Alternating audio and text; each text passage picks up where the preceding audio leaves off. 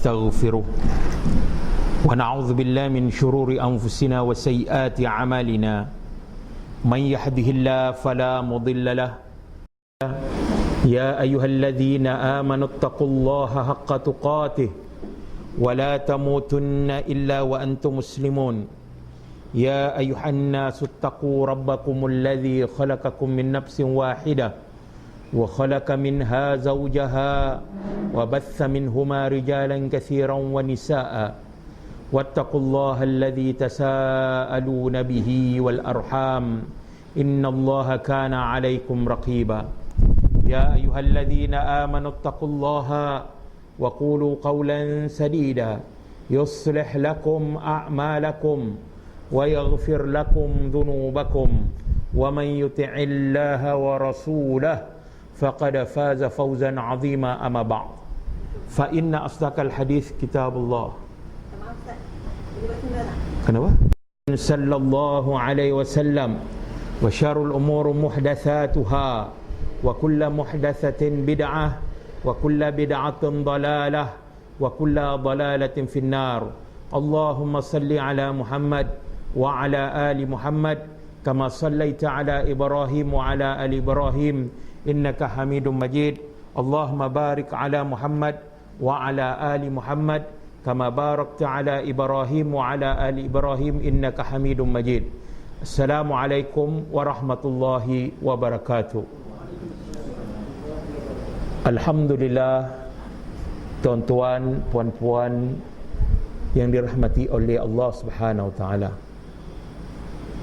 Bersyukur kita kepada Allah Subhanahu wa taala pada malam yang berbahagia ini kita diberi kesempatan oleh Allah Subhanahu wa taala sekali lagi untuk meneruskan pengajian kita, meneruskan pembelajaran kita berkaitan tentang agama yang kita cintai ini, iaitu Islam. Tuan-tuan dan puan-puan yang dimuliakan oleh Allah Subhanahu wa taala, kita masih lagi di dalam tajuk yang besar, iaitu perkara-perkara yang membatalkan keislaman ataupun perkara-perkara yang boleh membawa kepada batalnya keimanan. Iaitu yang pertama, kita telah membicarakan tentang syirik, arti dia, dan juga berkaitan tentang jenis-jenis syirik, iaitu syirik akbar. Yang mana syirik akbar ni banyak, tetapi kita telah bincangkan 4 yang besar, iaitu syirik ketaatan, syirik mahabbah, dan juga syirik niat, keinginan dan tujuan, serta syirik doa. Maka kita telah diberitahu di dalam Al-Quran dan juga hadis-hadis Rasulullah sallallahu alaihi wasallam tentang bahaya syirik akbar ini yang boleh membawa seseorang itu terkeluar daripada Islam. Maka pada malam ini kita akan menyambung seterusnya bahagian syirik yang kedua, iaitu syirik asghar ataupun syirik kecil. Pertama, kita perlu memahami bahawa syirik kecil tidak dapat menjadikan orang yang melakukan perbuatan tersebut terkeluar daripada agama Islam. Jadi syirik besar boleh membawa kepada terkeluarnya daripada Islam.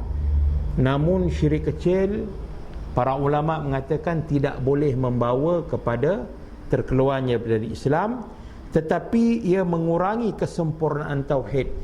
Maksudnya tauhid seseorang itu akan menjadi kurang sempurna sekiranya mereka melakukan syirik-syirik kecil ini.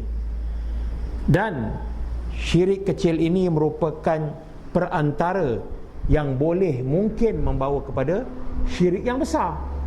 Jadi tuan-tuan dan puan-puan yang dimuliakan oleh Allah Subhanahu wa taala, maka pintu-pintu kepada syirik kecil juga kita perlu tahu, dan kita perlu berusaha untuk menutupnya agar kita tidak terjerumus ke dalam syirik kecil yang mana lama-kelamaan mungkin akan membawa kita kepada syirik yang besar. Para ulama mengatakan bahawa syirik kecil ini ada 2 jenis. Kalau syirik akbar ataupun syirik besar, mempunyai berbagai-bagai jenis yang terkenal seperti mana yang saya sebut tadi, syirik doa, ketaatan dan seumpamanya. Maka syirik asghar terbagi pada dua jenis. Pertama, syirik yang zahir, yang nyata dan nampak. Pelaku dia mengamalkan syirik kecil ini, orang nampak, dia nampak, orang nampak. Jadi syirik kecil ini, yang zahir ini, sama ada dalam bentuk ucapan ataupun perbuatan. Sama ada dia mengucapkan sesuatu ucapan yang boleh menjerumuskan dia ke dalam syirik kecil, ataupun perbuatan dia itu sendiri. Okey, dalam bentuk ucapan misalnya yang boleh membawa kepada syirik kecil, iaitu bersumpah dengan selain nama Allah. Bersumpah selain daripada nama Allah. Contohnya apabila dia disuruh sumpah, maka dia bersumpah dengan selain daripada nama-nama Allah dan selain daripada Allah. Tak kira lah dia sumpah dengan nama bapa dia ke, dia sumpah dengan nama keturunan dia ke, atau dia sumpah dengan apa selain daripada Allah SWT, maka dia telah melakukan syirik kecil. Rasulullah sallallahu alaihi wasallam, seperti mana yang telah direkodkan oleh Imam Tirmizi dan Imam Al-Hakim, Imam Ahmad, daripada Abdullah bin Umar, telah menyatakan Rasulullah SAW telah bersabda, man khalafa bi ghairillah faqad kafara au asyrak. Barang siapa yang bersumpah dengan selain nama Allah, maka dia telah berbuat kufur atau syirik. Syirik dan kufur yang dimaksudkan di sini adalah syirik dan kufur kecil, sebagaimana para ulama telah menghuraikan. Qutailah binti Syaifi al-Juhaniyah radhiyallahu anha telah menyatakan bahawa seorang Yahudi datang kepada Nabi dan berkata, sesungguhnya kamu sekalian, iaitu para sahabat Nabi, melakukan perbuatan syirik. Yahudi pula cakap sahabat Nabi melakukan syirik. Kalian mengucapkan atas kehendak Allah dan kehendakmu, dan mengucapkan demi Kaabah. Maka Nabi Muhammad sallallahu alaihi wasallam telah memerintahkan para sahabat apabila bersumpah agar mengucapkan wa rabbil ka'bati, bukan wal ka'bah, demi Kaabah, tak, tapi wa rabbil ka'bati, iaitu demi penjaga Kaabah, demi pemilik Kaabah, iaitu Allah Subhanahu wa taala. Dan kemudian Nabi kata wa an yaqulu, dan sekiranya mereka menyebut masya Allah thumma syi'ta, iaitu apa yang telah didatangkan oleh Allah, kemudian apa yang kami hendaki, ataupun apa yang telah Allah hendaki, kemudian barulah kami hendaki.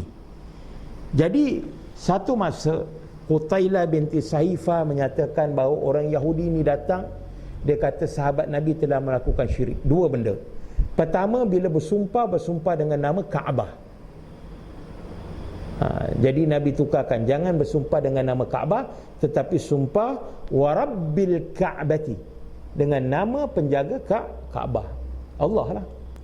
Kemudian para sahabat selalu menyebut masya Allah wa syi'tu, dan apa yang telah dikehendaki oleh Allah dan apa yang aku hendaki, seolah-olah kehendak Allah dan kehendak dia sama.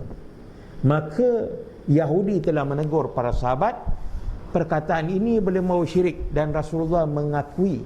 Lalu Rasulullah kata, jangan kamu menyebut masya Allah wa syi'tu, tetapi sebut masya Allah summa.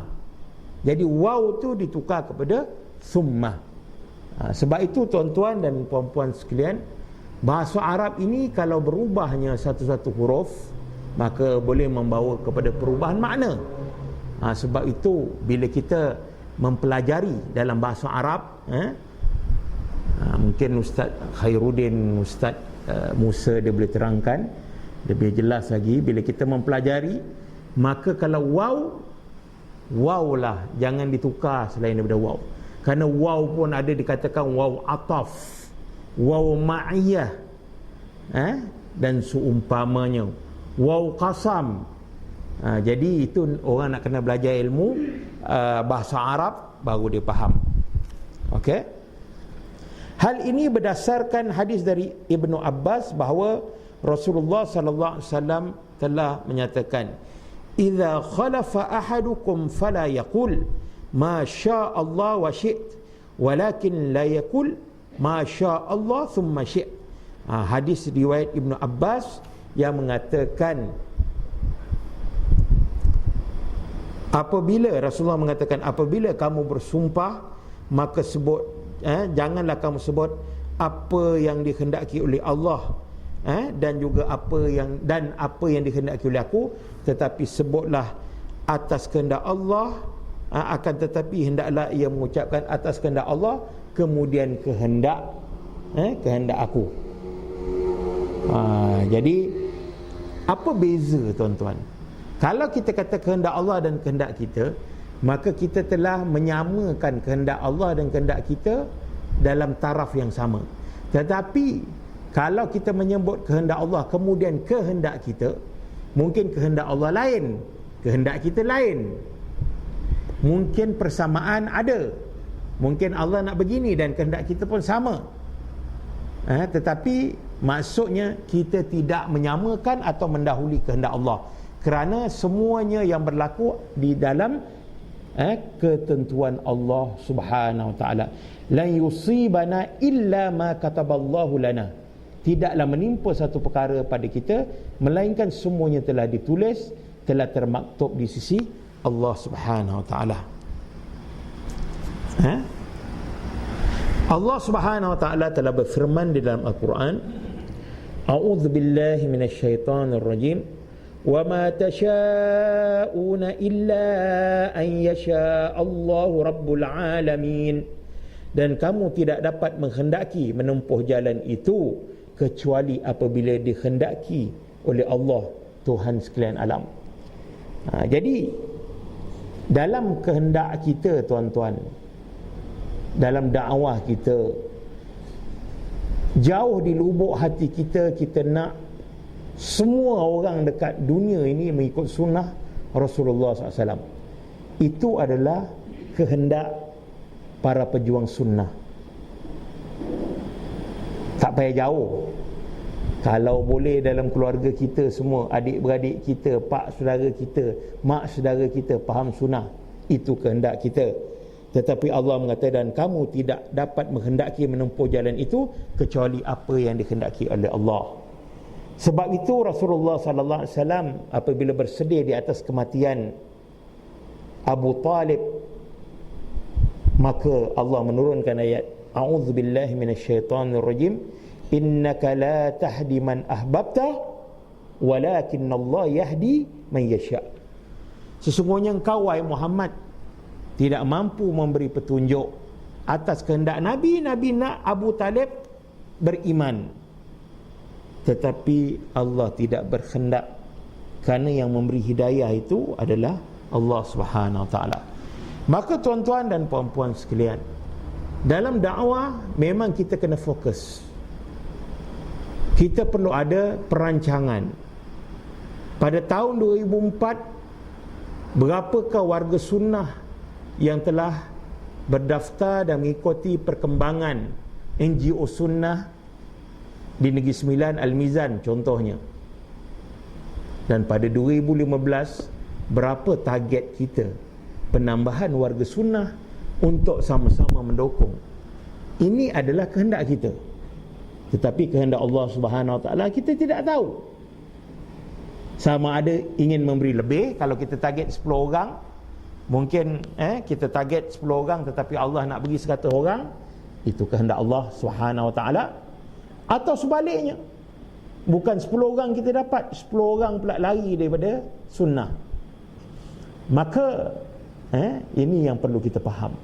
Walau bagaimanapun manusia diberi akal fikiran untuk ikhtiar, untuk melakukan sesuatu, maka kita diberi akal untuk menyebar dan mengembangkan dakwah Al-Islamiyah ini untuk masyarakat, untuk umat yang memerlukan bimbingan kita. Adapun syirik dalam perbuatan seperti memakai gelang, benang dan sejenisnya sebagai pengusir atau penangkal mara bahaya, seperti menggantungkan azimat seperti tamimah kerana takut dari ain, iaitu mata jahat atau lainnya.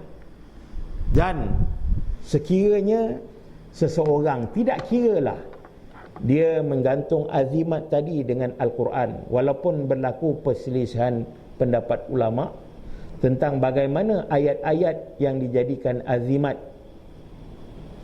tetapi pendapat yang paling tepat yang saya setujui, hukum dia haram.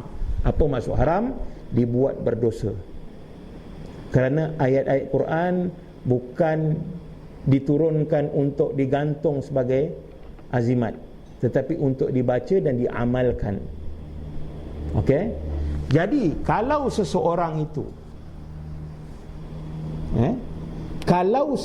itu dia menggantung azimat, tak kiralah ayat Al-Quran ataupun kepala burung ataupun kayu-kayu yang dia kata mempunyai kuasa, dalam satu masa dia menganggap yang menentukan baik dan buruk adalah Allah Subhanahu Wa Taala, bukan kayu itu, tetapi kayu itu sebagai, dia kata, protection dia lah, maka ini yang dikatakan syirik asghar dari segi perbuatan. Tetapi apabila dia meletakkan, menggantungkan memang kayu inilah yang berkuasa atas segala-galanya, tangkal inilah yang menentukan bisnes dia maju ke tak, maka ini membawa kepada syirik akbar. Sebab itu tuan-tuan dan puan-puan, pada malam ini saya nak menyatakan tentang ubadul qabr, penyembah-penyembah kubur. Tak kira dekat mana kubur dia pergi, makam Tuan Tulis ke, dia pergi ke Pulau Besar ke makam Habib Noor ke, kalau dia pergi dengan satu keyakinan bahawa yang menentukan baik dan buruk datang daripada Allah, dan orang ini yang dalam kubur ini sebagai perantara saja, maka ini yang dikatakan kabair, syirik asghar. Tetapi para ulama mengatakan dia merupakan wasilah min wasail syirik. Sama juga ulama mengatakan, seperti mana dalam fatwa ulama Haramain oleh Syekh Abdul Aziz bin Baz, bila ditanya tentang berdoa dengan jah, dengan keberkatan Rasulullah SAW, dengan keberkatan Syekh Abdul Qadir Jailani, ya Allah makbulkan doa aku, maka ini adalah wasilah min wasail syirik. Walaupun ulama pada dasarnya berselisih pendapat adakah benda ni syirik atau tidak, tetapi sebahagian daripada ulama yang bermanhaj salaf sendiri mengatakan dia merupakan wasilah, jalan kepada syirik. Walaupun tidak dikatakan melakukan syirik akbar, tetapi dia telah melakukan syirik asghar. Tetapi kalau dia iktimat dengan kubur tu, dia pergi, wahai Tuan Tulis, tolonglah saya susah, maka ini dikatakan syirik akbar. Ini dua benda yang berbeza. Walau bagaimanapun, mungkin sebagai orang kata, oh kalau gitu bolehlah buat. Saya tak kata boleh buat, saya bercerita tentang syirik kecil, masih lagi dikatakan syirik. Dan benda itu adalah benda muhdas, iaitu benda yang diada-adakan dalam agama. Nabi tak pernah ajar. Cuma ulama mengatakan bahawa persoalan nak mengatakan dia syirik secara total pun tak boleh, sebab dia bukan minta pada benda tu, dia minta pada Allah, tetapi dia mengambil keberkatan biljah dalam bahasa Arab, tetapi dia tetap melakukan syirik asghar dan boleh membawa kepada syirik akbar. Dan yang paling jelas man ahdatha fi amrina hadza laysa minhu fawarad, barang siapa yang mengada-ngadakan dalam urusan agama kami, maka dia perbuatan itu tertolak. Kerana dalam dalam bid'ah tuan-tuan, kita kena faham, ada bid'ah yang membatalkan keimanan dan ada bid'ah yang raddul amal. Amal itu tertolak. Walaupun dia tidak sampai membatalkan keimanan, walaupun tidak sampai membatalkan keimanan, tetapi dia telah melakukan dosa, dia telah melakukan bid'ah dan amalan itu tertolak.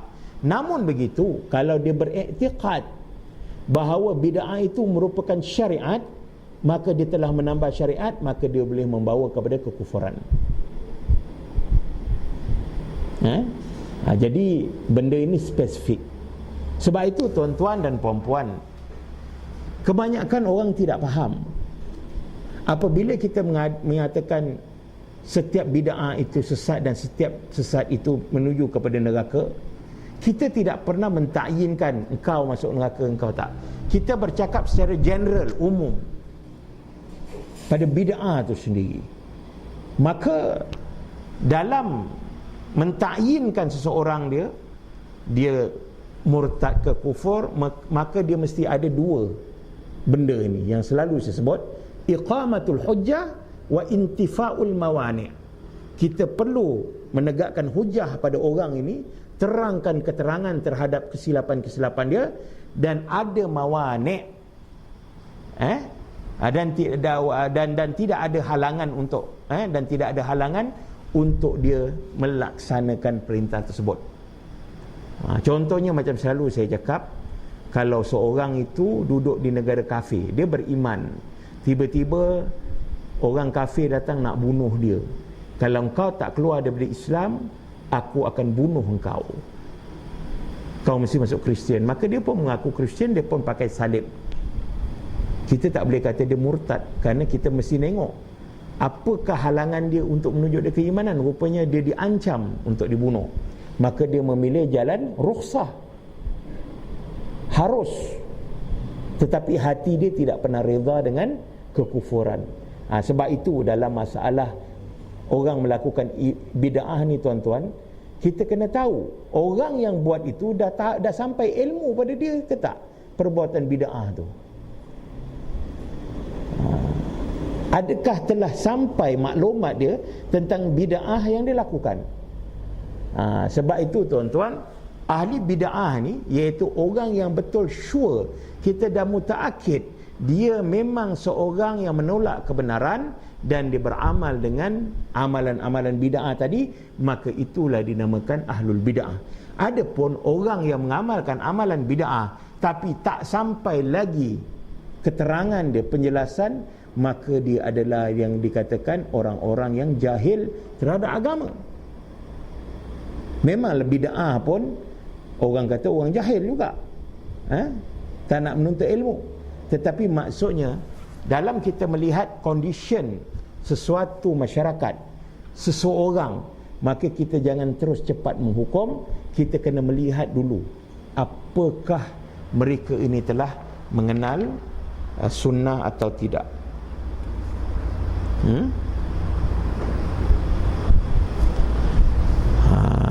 Jadi tadi syirik zahir dari segi ucapan dan perbuatan. Okey. Kemudian syirik khafi, syirik yang tersembunyi. Syirik kecil ada dua, syirik zahir, syirik khafi. Syirik zahir ada yang berbentuk ucapan dan perbuatan. Ucapan macam tadi, Masya Allah wa syi'tu, dan perbuatan seperti tangkal-tangkal tadi. Yang kedua, syirik khafi tersembunyi, iaitu syirik dalam keinginan dan niat. Ini berkaitan tentang dalaman, orang tak nampak. Keinginan dan niat, ingin dipuji orang, ingin dipuji orang. Kalau rajin ke masjid, rajin ke majlis ilmu, dengan satu tujuan, orang nampak rajin orang ni pergi belajar, rajin orang ni pergi masjid. Maka ini dinamakan syirik asghar, dalam erti kata syirik kecil yang tersembunyi. Okey, syirik kecil ini tuan-tuan jelas tak ada pahala. Apa buat pun tak ada pahala, walau cantik sekali macam mana pun. Ataupun menuntut ilmu untuk digelar sebagai orang alim, untuk dipuji, dipanggil al-alamah, nak dipanggil syekh, nak dipanggil tuan guru dan seumpamanya, iaitu syirik yang tersembunyi ini seperti riak, dia kata ingin dipuji orang, atau sum'ah, ingin didengar orang, supaya dia buat, supaya orang tahu, seperti melakukan satu amal tertentu untuk mendekatkan diri kepada Allah pada dasarnya, tetapi ia ingin mendapat pujian manusia. Sedekah pada dasarnya untuk mendekatkan diri kepada Allah, tetapi dalam satu masa dia berhajatkan kepada pujian manusia, maka ini dikatakan syirik kecil. Tak terkeluar Islam, tetapi amalan dia hilang, gugur.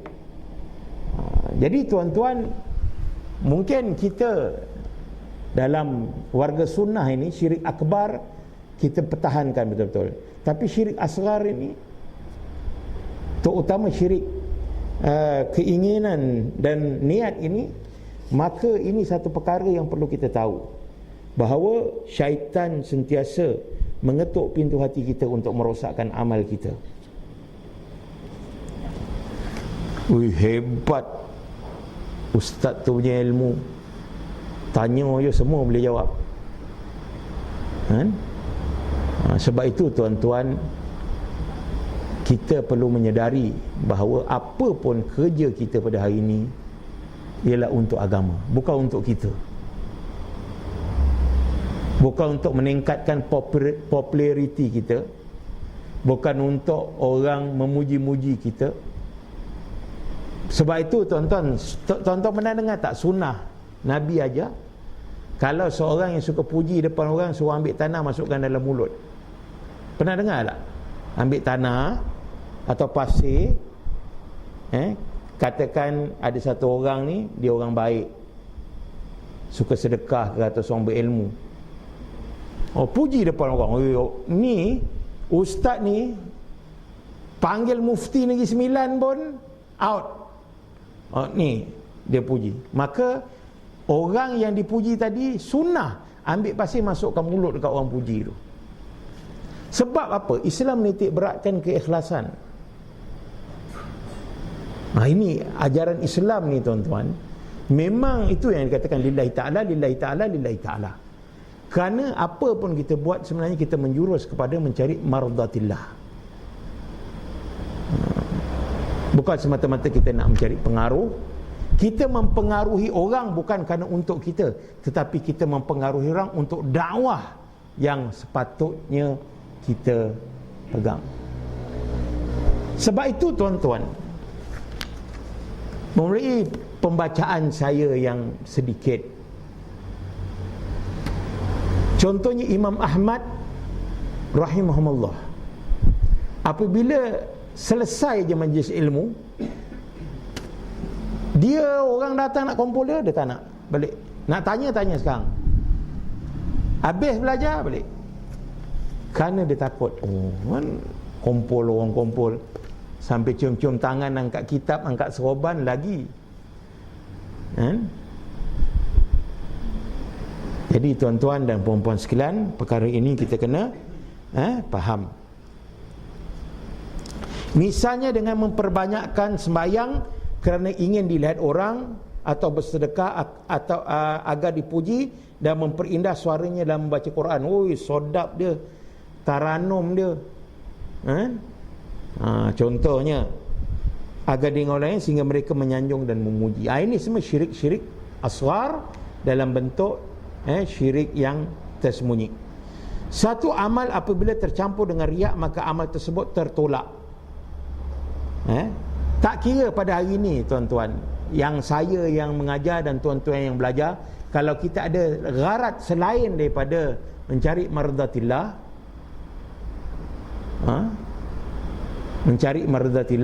maka tertolaklah amalan kita. Allah Subhanahu wa taala telah berfirman dalam surah Al-Kahf ayat 110 yang berbunyi, a'udzubillahi minasyaitonirrajim, qul innama ana basyarum mithlukum yuha ilai annama ilahukum ilahun wahid faman kana yarju liqa'a rabbih faly'amal 'amalan salihan wa la yusyrik bi ibadati rabbih ahada. Yang bermaksud, katakanlah, sesungguhnya aku ini hanyalah manusia sepertimu. Allah ajar Nabi, tuan-tuan, supaya cakap dengan manusia, dia ni sama dengan kau. Tiba-tiba kita pula letakkan Nabi benda-benda pelik. Ada Nur Muhammad lah, beginilah, begitulah. Ya? Yang diwahyukan kepadaku, beza dia. Kau dengan Dan sama, kata Rasulullah. Tapi beza dia, Dan dapat wahyu, kau tak. Dan memang tak dapat wahyu, Dan dapat ilham ghaib. Ada cahaya dari langit tunjuk, ni Dan nak buat Dan punya madrasah. Contoh, tuan-tuan dan puan-puan yang dimuliakan oleh Allah SWT, persoalan dia, adakah kita memerlukan petunjuk seperti itu setelah Islam sempurna? Ini soalan dia.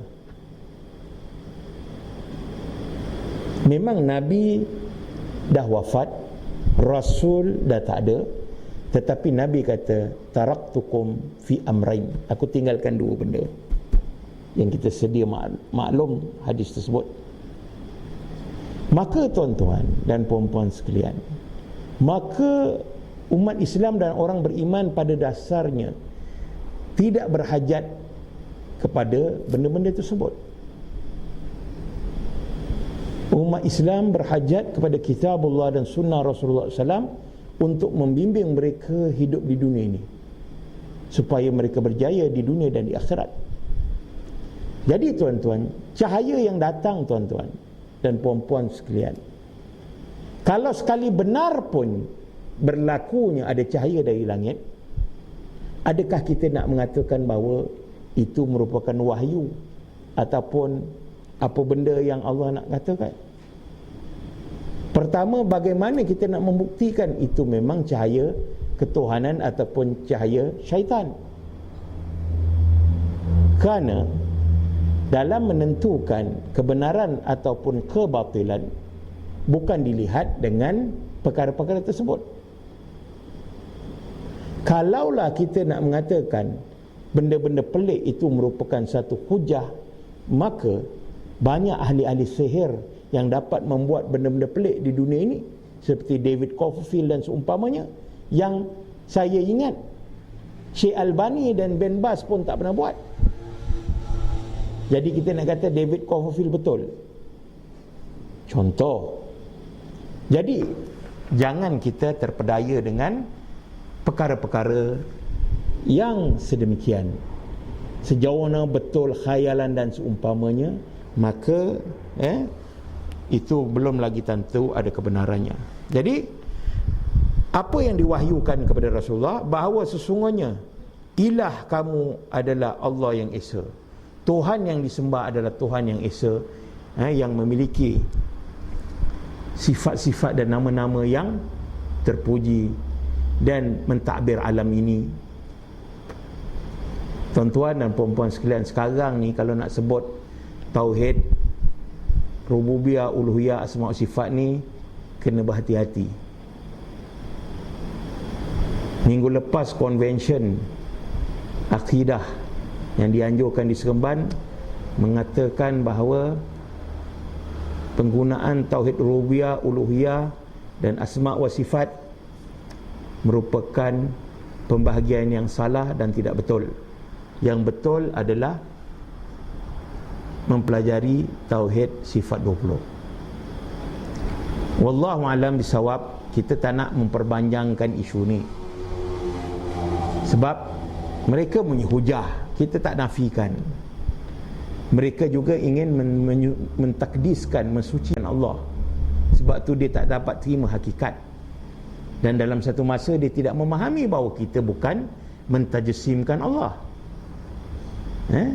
Kita menerima lafaz tersebut dengan memiliki dan mempunyai hakikat terhadap lafaz-lafaz sifat-sifat Allah. Dalam satu masa kita juga meyakini bahawa tidak sama dengan makhluk. Kita juga mensucikan Allah. Namun begitu tuan-tuan, kerana taksub menyebabkan kita dianggap salah. Kalau kita tanya tuan-tuan, sifat 20 ini yang dibawa oleh Syekh Abu Hasan Al-Asy'ari rahimahumullah pada tahun berapa? Kalau kita lihat lebih kurang pada ujung-ujung tahun 200, nak masuk tahun 300. Dan sebahagian mereka mengatakan bahawa Abu Hasan Asy'ari dalam fatrah tabi'in. Wallahu alam bisawab. Mungkin betul. Namun persoalan dia, pernahkah Nabi mengajar kita tentang sifat 20 melalui hadis atau seumpamanya? Jadi tasmiyah tentang mempelajari tauhid ini adalah merupakan menamakan tauhid rububiyah, uluhiyah, asma' wa sifat. Memang Nabi tidak pernah menyatakan. Tuan bukalah hadis, pernah Nabi kata hari ini kita belajar tauhid rububiyah, tauhid al-uluhiyah, tauhid asma' wa sifat. Tetapi pembahagian ini adalah untuk memudahkan ulama, memudahkan untuk memahamkan umat tentang bagaimana mereka nak mentauhidkan Allah Subhanahu Wa Taala. Macam juga zaman Nabi. Nabi tak kata okey hari ini dia nak ajar tafsir, besok dia nak ajar hadis, lusa dia ajar al-jarha wa ta'dil. Tak ada. Kerana umum Nabi kata may yuridullahu bihi khaira yufaqihu fid din. Barang siapa yang Allah nak berikan kebaikan, Allah beri faham agama. Umum. Tetapi ulama bagikan ini ilmu akhlak, ilmu tauhid, ilmu fiqah, ilmu usul fiqh, ilmu dan seumpamanya. Maka pembahagian tauhid tuan-tuan, rububiyah, uluhiyah, asma' sifat ini sebenarnya tidak terkeluar daripada manhaj ahli sunnah wal jamaah. Walaupun tasmiyah dia bukanlah datang daripada zaman sahabat dan tabi'in, kerana dia adalah pemudah cara untuk memahamkan. Itu saja. Dia bukan satu pemahaman baru, tetapi dia nak memudah carakan untuk orang memahami apakah tauhid tadi. Jadi barang siapa yang mengharapkan perjumpaan dengan Tuhannya, maka hendaklah ia mengerjakan amal saleh. Tuan-tuan, ayat ni mengatakan kalau nak mengharapkan Allah cinta pada kita, tak boleh duduk diam, kena lakukan amal soleh. Apa amal soleh? Pertama, mestilah perbuatan tu niat kerana Allah. Yang kedua, mestilah mengikut syariat ataupun ajaran Nabi Muhammad sallallahu alaihi wasallam. Itulah baru nama amal soleh. Kalau niat ikhlas, contohnya saya niat ikhlas nak membantu fakir miskin, tapi saya curi di bank, perbuatan itu tidak sesuai, tidak selari dengan syarak, maka itu bukan amal soleh. Kalau saya nak berzikir, ikhlas kerana Allah, tetapi perbuatan tidak mencontohi Rasulullah SAW, tapi berjoget, bergelek dan seumpamanya, maka ini bukan amal soleh. Dan seorang yang sembahyang, sebagaimana Nabi sebut, sallu kama ra'aitumuni usalli, sembahyanglah kamu sebagaimana kamu melihat aku sembahyang. Angkat takbir, tegak kaki, tangan letak kat dada, seumpamanya, mengikut ittiba 100%. Tapi niat bukan kerana Allah, nak menunjuk dialah sembahyang paling bagus dekat masjid ni, kat surau ni, pun amalan tu tak diterima. Jadi amal saleh ini tuan-tuan adalah bekalan untuk kita bertemu dengan Allah. Kerana Allah kata, barang siapa mengharapkan perjumpaan dengan Tuhannya, maka hendaklah ia mengerjakan amal saleh, dan janganlah ia mempersekutukan seorang pun dalam beribadat kepada Rabbnya, kepada Tuhannya. Bismillah.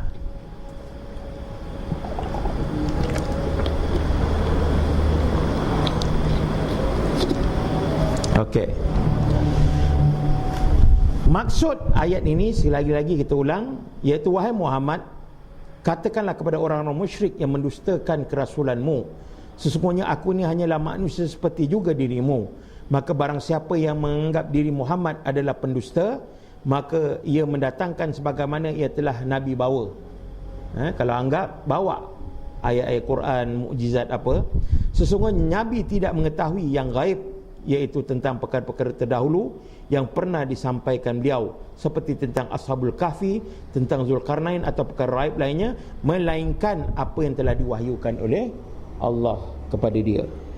Jadi Nabi, tuan-tuan, pun beradab dalam ilmu, bercakap apabila ada wahyu. Tak ada, dia pun tak tahu, dia tak tahu. Sebab tu dalam hadisul ifq, iaitu peristiwa menuduh Aisyah berzina, apabila sampai kepada Rasulullah, Rasulullah tak kata ya, tak kata tak, sebab perkara gaib. Rasulullah tunggu wahyu. Rasulullah sabar. Orang munafik buat fitnah, Aisyah telah menduakan Rasulullah, telah melakukan zina. Maka Rasulullah sabar sehinggalah turun ayat. Baru Rasulullah bercakap, baru Rasulullah panggil Aisyah, panggil sahabat tersebut. Ini menunjukkan bahawa Rasulullah SAW pun dalam hal-hal yang bersangkut paut dengan diri dia pun, dia tak berani nak cakap sembarang-sembarang. Tiba-tiba, tuan-tuan, kita pula pandai-pandai buat zikir-zikir tertentu, ajaran-ajaran tertentu, kaifiah-kaifiah ibadat tertentu yang Nabi tak pernah buat, yang mana Allah tak suruh buat, kita buat. Maka cerminkanlah diri kita, cerminkanlah diri. Siapa kita nak dibandingkan Nabi? Nabi sendiri beradab dalam satu-satu perkara. Kemudian Rasulullah mengatakan bahawa ilah, sembahan yang mereka seru dan mereka ibadat tidak lain adalah Allah. Tidak ada sekutu bagi Allah. Mengkhabarkan bahawa barang siapa mengharapkan perjumpaan dengannya, iaitu mendapat pahala dan kebaikan balasannya, maka hendaklah ia mengerjakan amal soleh yang sesuai dengan syariat, serta tidak mempersekutukan sesuatu pun dalam beribadah kepada Tuhannya. Amal perbuatan inilah yang dimaksudkan untuk mencari wajah Allah, keridaan Allah semata-mata, yang tidak ada sekutu bagi dia. Ini kedua hal tersebut, amal saleh tidak menyekutukan Allah, merupakan rukun amal yang makbul diterima, iaitu harus benar-benar tulus kerana Allah, menjauhi perbuatan syirik, dan harus sesuai dengan syariat Rasulullah sallallahu alaihi wasallam. Okey. Termasuk juga dengan syirik kecil, iaitu seorang melakukan amal untuk kepentingan duniawi, tujuan dunia, tuan-tuan. Walaupun memperjuangkan sunnah, walaupun kesana sini menyebarkan sunnah, dengan satu tujuan selain daripada itu, iaitu untuk mencari kepentingan dunia, maka itu juga dinamakan syirik kecil. Iaitu seorang melakukan amal untuk kepentingan duniawi, seperti orang menunaikan ibadat haji atau berjihad untuk mendapatkan harta benda semata-mata. Bukan maksudnya begini. Memang dalam ayat Quran dikatakan kita disuruh mencari kelebihan bila pergi haji, berbisnes. Tetapi maksudnya dia meletakkan keuntungan itu, duniawi itu, mengatasi segala-galanya. Contohnya menyampaikan sunnah, supaya orang panggil dia banyak ceramah, dia letakkan. Ni semua benda dalam hati lah. Ini kata syirik kecil yang tersembunyi. Benda ni kita tak boleh hukum zahir. Macam saya yang cakap sekarang ni, kalau tiba-tiba orang Sofi dia kata tu, dia kata ustaz ni riak, tak boleh, sebab benda ni dah mati. Benda hati ni antara orang tu dengan Allah. Cuma kita jangan menceburkan diri kita dalam keadaan tersebut, menjadikan agama untuk mencari keuntungan dunia semata-mata, ataupun berjihad supaya nak dikenal. Sebab tu Nabi mengatakan ta'isha abdul dinar, celakalah hamba dinar, wa abdul dirham, celakalah hamba dirham, wa abdul khamisah, dan celakalah khamisah. Hamba khamisah lah pakaian yang terbuat dari wool atau sutera yang diberi sulaman. Maksudnya cari keduniaan. In u'tiya radi wa in lam yu'ta sahid. Jika diberi ia senang, tetapi tidak diberi ia marah. Jadi tuan-tuan, ni khususnya kepada pendakwah sunnah, khususnya lebih-lebih lagi, kena ingatkan diri kita buat kerana apa. Kalau bagi, alhamdulillah. Tak bagi pun alhamdulillah. Bagi banyak pun alhamdulillah. Tak bagi banyak pun alhamdulillah. Tak bagi terus pun alhamdulillah. Kerana apa tuan-tuan? Kalau kita hari ni, tuan-tuan hari ni duduk 1 jam lebih, saya mengajar 1 jam lebih, setiap detik tu kita nampak depan mata kita pahala. Saya ingatlah, tiba-tiba kalau duit orang bagi kita ambil, pahala kita kurang. Saya ingat penceramah semua tak nak ambil pahala, tak nak ambil duit. Jadi tuan-tuan, kita kena ingat, apabila kita niat kerana Allah dan kita tidak meletakkan demand dalam agama, maka pahala akan kita dapat. Tapi kalau diberi, bukan tidak boleh ambil. Itu rezeki. Tiba-tiba orang nak bagi kita 10,000, tak salah, sebab bukan kita minta, bukan kita demand.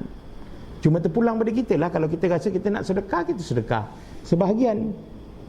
Contoh, ni yang saya maksudkan, Nabi kata hamba ni, dia buat semua mesti ada upah dia. Kalau tak ada upah, tak boleh jadi. Memanglah, dia selalu cakap, ini zaman petrol. Kalau ustaz tak bagi, mana ustaz nak isi minyak? Takkanlah dari air Mawang sampai ke sini ulang alik nak 1,000 minyak. Bukan pakai helikopter pun rasa tak lebih tu. Ibaratnya lah. Jadi secara umumnya, seseorang yang menjemput orang ceramah, memang dia akan ada dia punya bajet. Dia faham, okey, sekadar, alhamdulillah. Sebab tu tuan-tuan, saya selalu cakap dalam keluarga saya, kita dalam agama ni memang sebenarnya pada dasarnya bukan untuk cari kekayaan. Dengan kita sampaikan dakwah, ceramah, orang bagi, orang lain boleh datang jemput, berapa ni boleh bayar, ataupun biasa dia pakai pengurus, jumpa saya punya manager, dia malu nak sebut manager lah yang duit ni. Saya tahu tuan-tuan, kawan-kawan saya dekat Jabatan Agama ramai, dekat Johor ke kat Negeri Sembilan ada kenalan lah.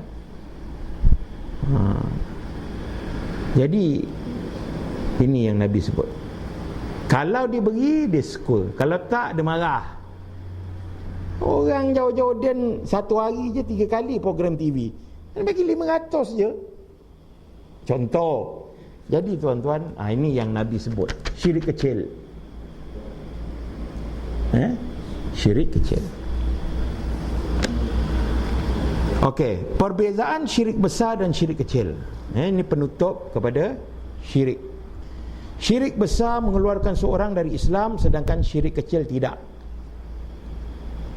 Yang kedua, syirik besar membuat pelakunya kekal dalam neraka, sedangkan syirik kecil tidak. Kalau dia masuk neraka, dicuci kemudian dikeluarkan. Yang ketiga, syirik besar menghapuskan seluruh amal, sedangkan syirik kecil menghapus amal yang bercampur riak tu je. Kalau maghrib tadi riak, amal maghrib aja tak ada pahala. Isyak tak riak, tak apa. Ni beza dia. Dan yang keempat, syirik besar menghalalkan darah dan harta, sedangkan syirik kecil tidak. Jadi tuan-tuan, itulah perkara yang pertama membatalkan Islam. Okey, kita masuk kepada kedua.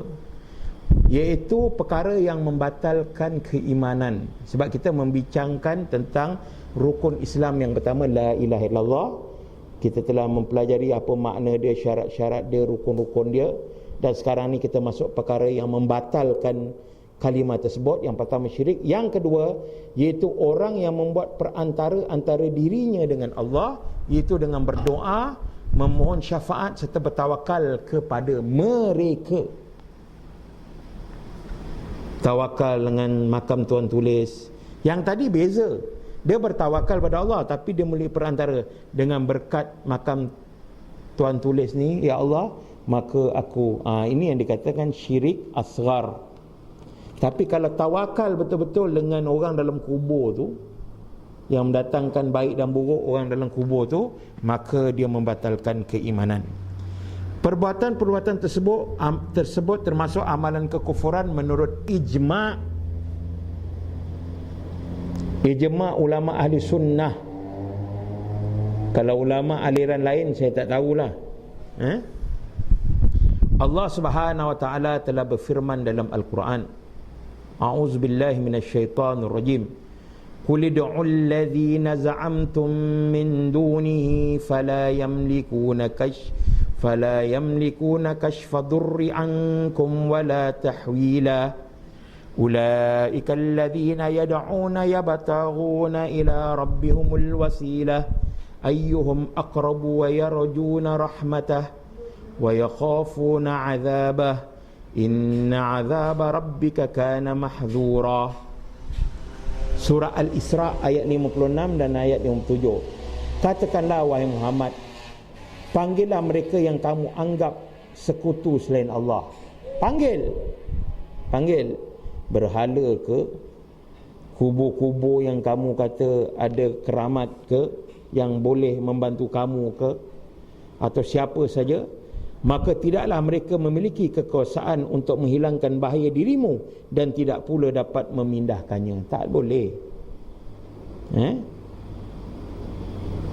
Yang mereka seru itu mencari sendiri jalan yang lebih dekat memuji Rabb-Nya, dan mereka mengharapkan rahmat serta takut akan azabnya. Yang diseru itu sendiri berdoa pada Allah, mohon pada Allah. Sesungguhnya azab Rabb-Nya adalah satu yang harus ditakuti. Kekufuran, syirik ni perlu kita takut. Jadi contohnya pergi ke makam-makam ataupun dia ada guru, tuan-tuan, dia ada guru dan dia yakin bahawa guru dia ialah yang dapat menentukan baik dan buruk, maka ini syirik. Bukan Allah, guru dia. Guru yang main-main, dia kata. Tuan-tuan, di satu tempat signature guru orang bisnes untuk jadikan tangkal. Ini cerita betul. Saya tak nak cerita lah kat Malaysia ke kat luar ke, tapi cerita ni cerita betul. Jadi macam mana tuan-tuan, Tok Guru ni, dia punya signature ni dia ambil, dia photostat, kemudian jual. Ni Tuan Guru punya foto signature, buat tak? Ada orang beli, tuan-tuan, bukan tak ada. Orang jahil lah. Sian kan? Kalau dia bergantung bahawa yang mendatangkan baik ini signature Tuan Guru, maka dia melakukan syirik besar, gugur iman dia. Yang ketiga, tidak mengkafirkan orang-orang musyrik atau meragukan kekafiran mereka atau membenarkan pendapat mereka. Pertama, tidak mengkafirkan. Tuan-tuan, orang kafir tetap kafir walaupun dia rakyat Malaysia, kan? Walaupun dia rakyat Malaysia. Dan kita kena terangkan juga, kafir ni ada dua jenis, kafir harbi, kafir zimmi. Tidak mengkafirkan orang-orang musyrik, jelas dia buat syirik, kita tidak mengkafirkan, jelas. Penyembah berhala contohnya. Okey. Kalau penyembah kubur ni macam mana, tuan-tuan? Kalau kita nampak macam Syiah dia pergi sujud dekat kubur, tuan-tuan, jelaslah kafir. Tapi kalau pergi kubur, dia ada baca-baca madih dia, bahasa Arab. Dia punya madah-madah dia, kalau bahasa madih dalam bahasa Arab, syair-syair puisi dia memuji orang dalam kubur tu. Kita tengok dulu. Yang jelas perbuatan tu bid'ah, jelas bid'ah. Bid'ah mungkarah, jelas itu tak boleh nak kata sunnah, memang tak ada sunnah pun. Jelas bid'ah. Cuma kita nak tahu dia melakukan syirik atau tak. Syirik besar atau syirik kecil. Umum kalau dia beriktikad bahawa benda itu dia memohon pada Allah dengan jah, dengan berkat, benda tu jelas dia melakukan syirik kecil, wasail kepada syirik. Tapi kalau dia minta direct, maka dia telah melakukan syirik besar. Walaupun serban dia tebal, walaupun jubah dia tebal, tasbih dia besar, tetapi kalau dia melakukan perbuatan tersebut, perkara tersebut, maka jelaslah bahawa benda itu memang boleh membawa kepada syirik.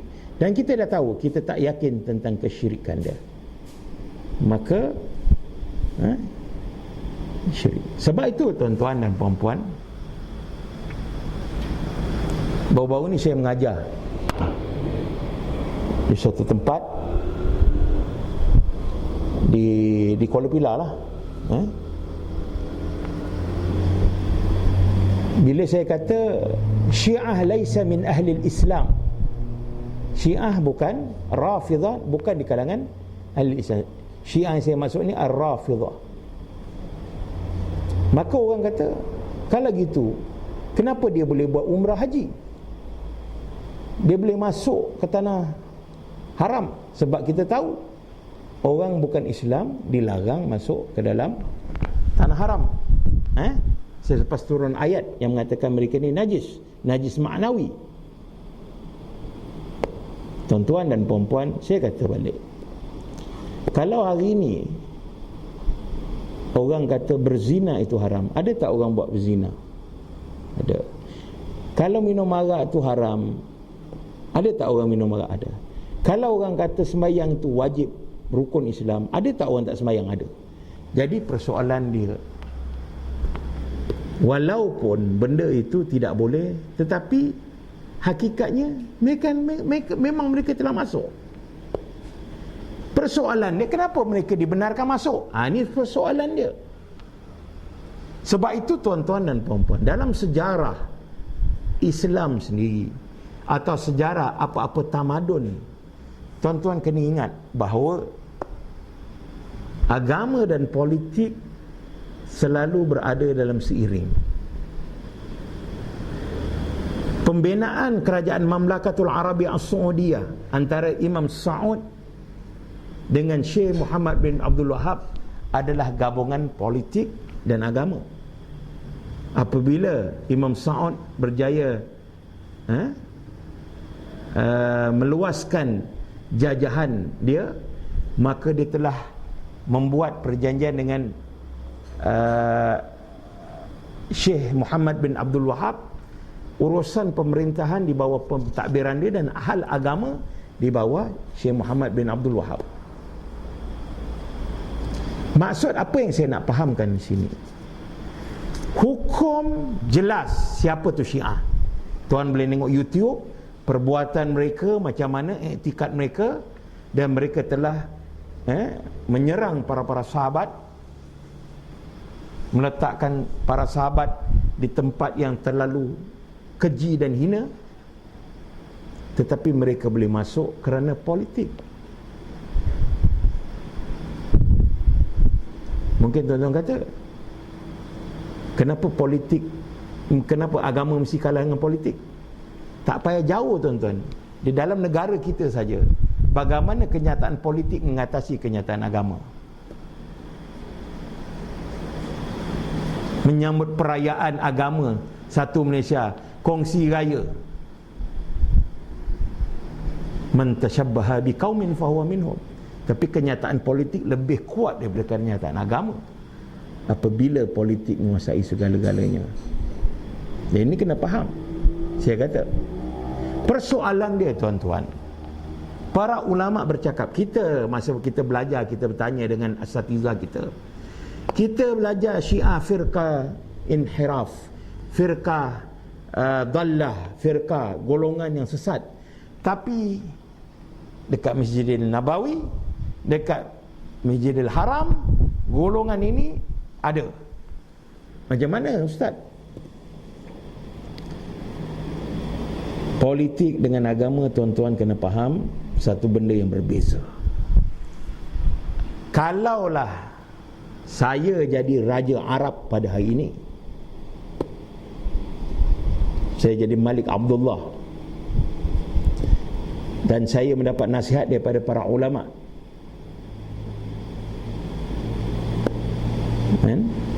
saya nak dengar, jangan bagi masuk orang-orang Syiah Iran ke dalam Mekah dan Madinah atau di Saudi.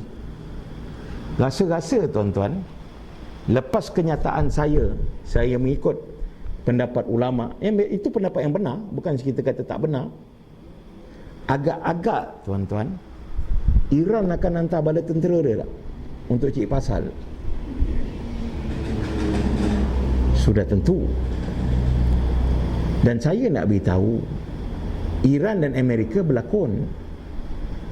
Kalau betul Iran ini musuh utama Amerika, dah lama Iran hancur tuan-tuan. Dah lama Iran hancur. Sebab tu bacaan politik sesuatu yang kadang-kadang menjangkau benda yang lebih. Itu satu. Berapa ramai orang yang tahu ekonomi Arab Saudi yang bermanhaj salaf dari segi akidah dan Hambali dari segi mazhab fiqh, yang mana ekonomi Arab Saudi banyak dikuasai oleh rakyat dia yang berfahaman Syiah.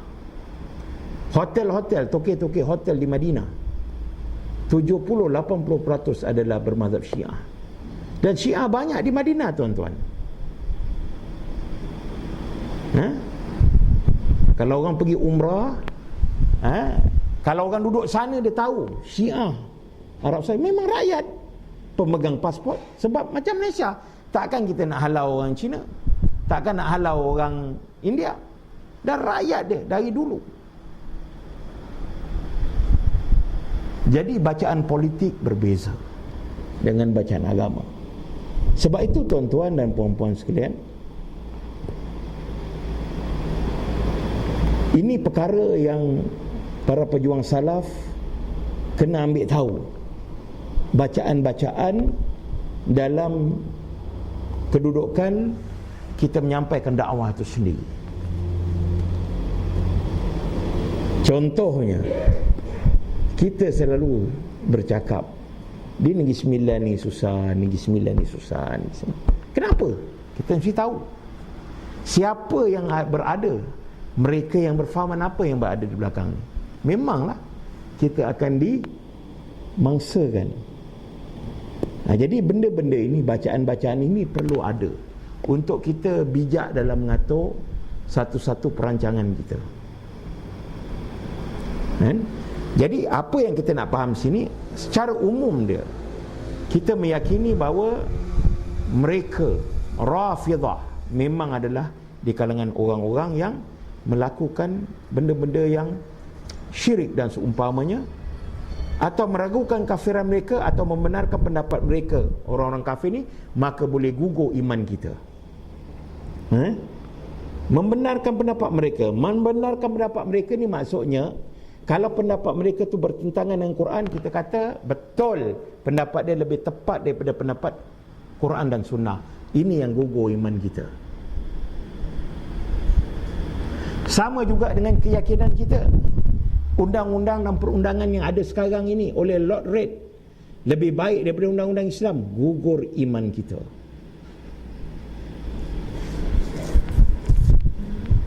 Cuma kalau kita yakin tapi kita tak buat, itu persoalan lain. Contohnya, undang-undang Islam ni perlu tak dilaksanakan?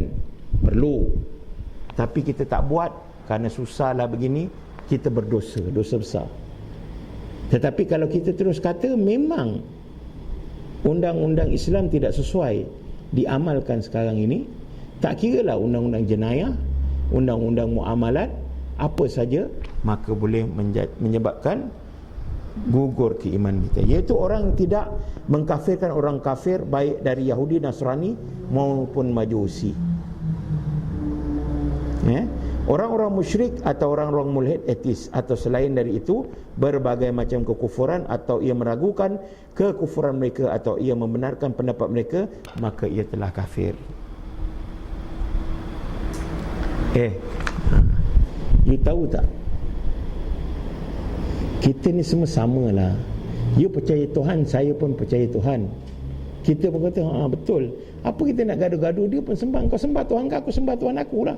Kita pula cakap dia sembah Tuhan dia, kita sembah. Berarti kita telah memberitahu dia bahawa Tuhan ni memang banyak. Kita pula ajar dia. Patut kita kata Tuhan kita memang sama, tetapi syariat dan ibadah kita ni yang menyebabkan engkau tak sama dengan aku. Ini dia boleh kata, biarlah, lu punya Tuhan lah. Lu punya Tuhan seolah-olah Tuhan dia, lepas tu kita, saya punya Tuhan. Berapa banyak Tuhan tuan-tuan? Datang pula India, awak punya Tuhan macam mana? Dah 3 Tuhan. Padahal Tuhan yang satu. Kadang-kadang kita bercakap pun tak betul.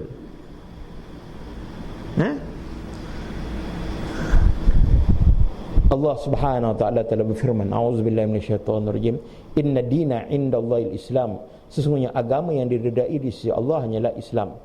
Termasuk juga seorang yang memilih kepercayaan selain Islam seperti Yahudi, Nasrani, Majusi, Komunis, Sekularisme, Masuni, Ba'ath dan keyakinan kepercayaan lain yang jelas kufur, maka ia telah kafir. Kalau dia mengiktikad itulah jalan dia.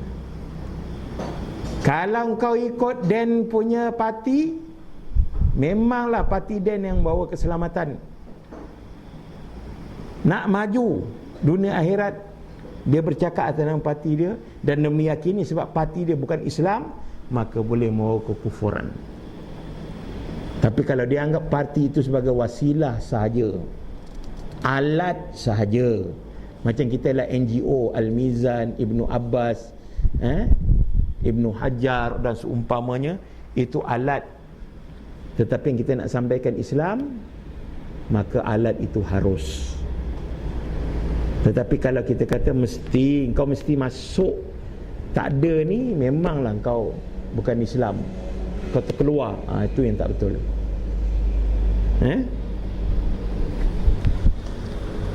Hal ini dikarenakan Allah telah mengkafirkan mereka, namun ia menyelisihi Allah dan Rasul. Ia tidak mahu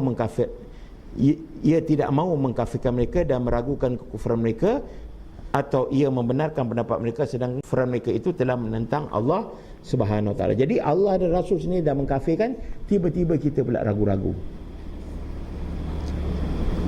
Okey. Memang tuan-tuan, dalam menentukan Islam dan kufur seseorang bukan boleh sewenang-wenang je. Sekarang ni saya kata, sesiapa yang melakukan syirik, sesiapa yang ragu-ragu terhadap orang melakukan syirik, orang yang ragu-ragu tu kufur. Saya tak kata orang ni umum. Itu harus. Tetapi mentakyin seseorang, engkau kafir, ya kafir, kau gini, ini bukan kerja kita. Ini kerja siapa? Mereka yang ada authorized, pihak berkuasa agama, menentukan murtad dan seumpama, secara siasah syar'iyah dia. Kerana bahaya dia tuan-tuan, kalau hari ni saya yang cakap Fulan bin Fulan murtad, kacau masyarakat. Tetapi kalau mufti ataupun jabatan mufti yang keluarkan dan dia bawa statement-statement, kenyataan-kenyataan bahawa orang ini telah murtad kerana buat benda syirik dan seumpamanya, maka dia adalah mewakili pihak pemerintah. Sebab itu mufti memang mereka yang mempunyai authorized. Kita orang agama hanya memberi pandangan. Sebab tu bila katakan saya beri pandangan, jangan anggap itu fatwa. Itu sebagai pandangan. Fatwa mesti ada adab-adab dia. Kena belajar lah. Macam mana nak istimbat satu-satu fatwa, siapa yang layak untuk memberi fatwa, dan mereka yang diberi authorize. Kalaulah ada 100 tuan guru dekat Negeri Sembilan ni, ada 100 fatwa, kacau. Memanglah satu-satu fatwa tu kadang-kadang tak tepat, itu persoalan lain. Bila tak tepat baru kita betulkan, kita beri pandangan, fatwa ini perlu dibetulkan, ditepatkan. Tapi tak boleh. Oh, dia nak lawan mufti. Suka tak suka dengan mufti tersebut, dia adalah mereka yang mendapat authority daripada pemerintah, maka dia saja yang boleh keluarkan fatwa. Kita hanya beri pandangan. Jadi yang umum dia kita boleh cakap, begini kafir, buat gini kufur, buat gini. Tapi orang kadang-kadang salah faham. Dia kata ustaz tu cakap orang-orang ni kufur, orang ni terkeluar daripada Islam. Dia tak faham. Yang dimaksudkan ahli kitab itu orang Yahudi dan Nasrani, sedang kaum musyrikin adalah orang-orang yang menyembah ilah selain daripada Allah. Jadi 3 kita belajar tuan-tuan. Pertama syirik. Yang kedua, kita meyakini kedua, membuat perantara. Yang ketiga, tidak mengkafirkan orang-orang yang kafir, boleh jatuh gugur. Jadi 3 benda kita tengok pada diri kita tuan-tuan. Mudah-mudahan syirik kita tak buat, yang kedua pun kita tak buat, dan yang ketiga pun kita tidak lakukan. Contohnya kita masih lagi ragu-ragu keimanan Obama. Kan macam-macam isu, dia kata Obama Islam lah, saja buat-buat kafir sebab nak jadi presiden. Tuan-tuan, tengoklah kat YouTube apa Obama buat. Takkan nak cakap dia Islam lagi. Wallahualam. Saya buka pada soalan kalau ada. Jadi kita pada hari ini kita belajar, kita mengupaskan 3 benda tadilah, membatalkan keimanan. Saya pernah dengan pada Muhammad bin Wahab, kerana dia lah empire Uthmaniyah dia hancur, jatuh. Bismillahirrahmanirrahim. Pertama sekali tuan-tuan, bila kita bercerita tentang sejarah, mesti ada yang merekodkan sejarah. Sebelum saya menjawab soalan abang tadi, saya nak tanya dengan abang, agak-agaklah sejarah dekat Malaysia ni pun, adakah satu sejarah yang memang dah 100% kita boleh terima? Agak-agaklah. Contohnya tuan-tuan, masa merebut kemerdekaan, berapa ramai mereka yang berjuang betul-betul dianggap sebenarnya komunis, macam Samsiah Pakir, Dr. Burhanuddin Helmi, dan berapa yang dikatakan golongan radikal, golongan muda. Sejarah, kerana sejarah ni dibuat di London. Jadi tuan-tuan, bila versi sejarah ini, kita kena melihat dengan banyak versi. Kami mempelajari subjek nama dia Tarikh Al-Mamlakah. Okey. Kalau orang yang tak setuju pendapat saya, dia kata betul lah, sebab belajar dekat Arab Saudi, mesti Arab Saudi dah modified tarikh, sejarah. Tetapi kita cuba membuat perbandingan dengan sejarah tentang pergerakan dikata Wahabi dengan apa yang saya nak cerita. Pertama tuan-tuan dan puan-puan sekalian, bila bermulanya dakwah Syekh Muhammad bin Abdul Wahab, tu kita nak tahu. Kalau ikut sejarah, dakwah dia bermula pada 1115 Hijriah, kalau tak silap saya lah. Okey, siapa dia? Okey. Dia adalah keturunan Bani Tamim, kawasan Riyadh sana, Hijaz. Dan dia, mak bapak dia, datuk dia memang orang agama. Orang agama. Ini kita cerita faktor agama dulu sebelum politik. Okey. Dia dibesarkan dengan suasana agama, menghafal Quran dan seumpamanya. Dalam satu masa dia memang seorang yang terpengaruh dengan penulisan-penulisan Ibn Taymiyah. Jadi pertama tuan-tuan, kita kena faham, dia bukan membawa ajaran baru. Kerana apa yang dia bawa sebenarnya ajaran yang dibawa oleh guru dia yang disanjung, iaitu Syekhul Islam Ibn Taymiyah, Ibn Qayyim dan seumpamanya. Okey. Dan bapa dia adalah seorang ulama dalam mazhab Hambali. Dan dia telah belajar dengan bapa dia sendiri selok-belok dalam mazhab Hambali dan seumpamanya. Okey.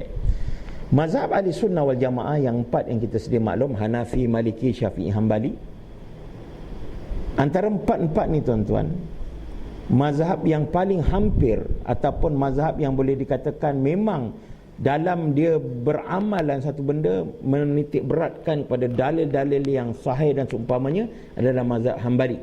Sebab tu sebahagian ulama tidak meletakkan Imam Ahmad sebagai fuqaha, dia meletakkan sebagai ahlul hadis. Sebab kata Ibn Qayyim, dalam agama ni kita ikut dua je, manhaj fuqaha ahlul fiqh dan manhaj ahlul athar, iaitu ahlul hadis. Kerana kedua-dua golongan inilah dalam apa benda pun mereka ada hujah menggunakan dalil. Cuma bezanya ahlul athar, mereka lebih teliti dalam menggunakan satu-satu hadis untuk diamalkan. Sebab ulama-ulama fiqh dia berhujah dengan hadis juga, cuma kadang-kadang hadis itu darjatnya dhaif, hadis itu kedudukannya tidak kuat dan seumpamanya. Tetapi Imam Ahmad tidak diletakkan senarai sebagai fuqaha, tetapi sebagian ulama meletakkan dia sebaris dengan ahlul hadis seperti Imam Bukhari, Imam Muslim, yang sedia maklumlah. Okey. Jadi di zaman kita perlu tahu apakah suasana yang ada pada zaman Syekh Muhammad bin Abdul Wahab, iaitu berlakunya penyimpangan-penyimpangan yang dilihat, dia belajar bertentangan dengan ajaran Islam. Hadis-hadis daripada Imam Ahmad, ajaran Syekhul Islam Ibn Taymiyah, golongan-golongan yang sesat, firqatul dhalah, kepercayaan-kepercayaan yang kalau kita nak kata memang sesat lah, seperti percaya kepada perkara-perkara ghaib, syekh-syekh dia belum datangkan ghaib, dan contohnya kalau saya belajar dulu di kawasan Najd, bukan Hijaz, Najd, ada kepercayaan orang-orang sebelah sana, ada puteri yang suci yang cuba diperkosa, dia lari masuk dalam gua tu, dan gua tu dijadikan gua keramat. Jadi orang nak beribadat, orang akan pergi ke gua tersebut. Ini semua zaman-zaman Muhammad bin Abdul Wahab. Bukan agama tidak ada, tetapi syirik pun berkembang, naik pahaman-pahaman syirik. Okey, itu yang pertama. Ini keadaan agama yang ada pada zaman Syekh Muhammad bin Abdul Wahab. Yang kedua tuan-tuan buka sejarah, wilayah Najd ini, buka peta geografi, wilayah Najd ini tak ada prospek ekonomi. Tak ada prospek ekonomi. Maksud tak ada prospek ekonomi, maksudnya dia bukan macam Madinah Mekah. Madinah Mekah ada ekonomi dia, orang pergi umrah, ada air Zam-Zam, boleh buat bisnes, orang ramai datang. Ini memang tak ada. Maka dalam sejarah tuan-tuan, ini pembohongan mereka yang mengatakan bahawa Muhammad bin Abdul Wahab istiqlal dari kerajaan Uthmaniyah, Bura. maksudnya menentang kerajaan Islam Uthmaniyah. Fakta telah menunjukkan wilayah ini tidak ada masuk dalam wilayah pemerintahan Turki.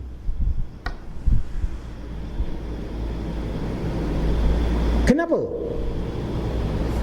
Pertama tuan-tuan, wilayah yang tidak ada prospek, Uthmaniyah pun tak berminat. Padang pasir, gurun dan seumpamanya, walaupun ada orang. Itu yang pertama.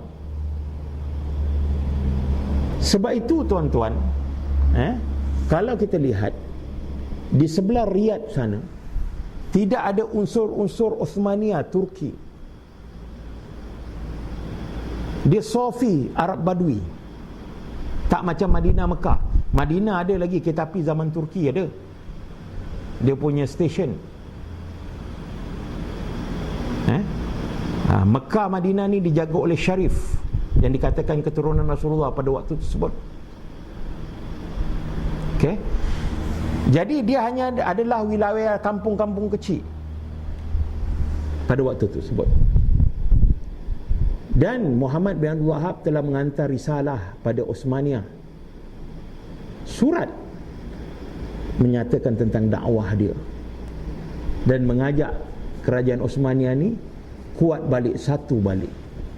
Tetapi ditolak oleh kerajaan Uthmaniyah, tolak. Tuan-tuan, pernah tak tuan-tuan dengar Syekh Abdul Wahab perang dengan Turki? Tak pernah. Sebab dia, kampung dia tu bukan duduk dalam wilayah Turki. Tapi fakta yang mengeliru, dia kata Muhammad bin Wahab telah melakukan buruh keluar, sehingga dia memujuk wilayah-wilayah lain istiqlal, keluar daripada. Kerana pada masa itu sendiri Uthmaniyah telah lemah. Pada tahun-tahun selepas itu kerajaan Uthmaniyah telah lemah, sudah mula lemah. Mungkar banyak, ulama banyak, tapi sama ulama yang cari periuk nasi, memuji pemerintah, duduk dekat dengan pemerintah. Lahir pula golongan-golongan sufi di Turki dan seumpamanya. Memanglah dia akan menentang. Okay. Maka pada waktu tu Muhammad bin Wahab menyebarkan dakwah dia sekitar tu. Dan biasa dakwah memang akan menerima penentangan. Cuma tuan-tuan, tabiat dakwah kebenaran ni makin ditentang, makin disekat, makin berkembang. Dan Muhammad bin Abdul Wahab telah mengikut contoh Rasulullah SAW dalam dakwah dia, yang mana dia telah ditentang oleh penduduk kampung dia dan dia telah mendapat perlindungan dengan satu wilayah. Saya tak ingat nama wilayah-wilayah tu, iaitu wilayah itulah daripada keturunan Ali Saud, dinamakan Saudi Arabia. Dan dia sampai dia telah mempersaudarakan, macam Rasulullah mempersaudarakan Muhajirin Ansar, orang-orang yang berhijrah ni dia saudarakan. Kemudian dia bangunkan ekonomi, dia bangunkan kekuatan. Sebab tu wa'tasimu bihablillahi jami'an wa la tafarraqu. Kerana dengan kesatuan ni Allah bantu. Bila kekuatan Muhammad bin Wahab dapat penyokong dia, orang-orang menentang dia dengan senjata, maka dia tu lakukan peperangan. Kerana pada masa itu tuan-tuan, bukan lagi persoalan bid'ah raddul amal, tetapi bid'ah yang boleh dikatakan boleh menyebabkan seorang tu khuruj anil millah, terkeluar, berlakunya benda-benda syirik dan seumpamanya. Maka berlakulah dan Allah memberi pertolongan sikit wilayah kawasan Najd, sehingga pada masa itulah baru Turki melihat seolah ada satu kekuatan baru yang boleh nak mengganggu gugat. Tapi pada dasarnya Turki sendiri sudah lemah. Negara-negara lain istiqlal keluar dan seumpamanya. Jadi sebenarnya bila menyatakan bahawa Muhammad bin Wahab ditolong oleh Inggeris dan seumpamanya tuan-tuan, sebenarnya kita kena faham,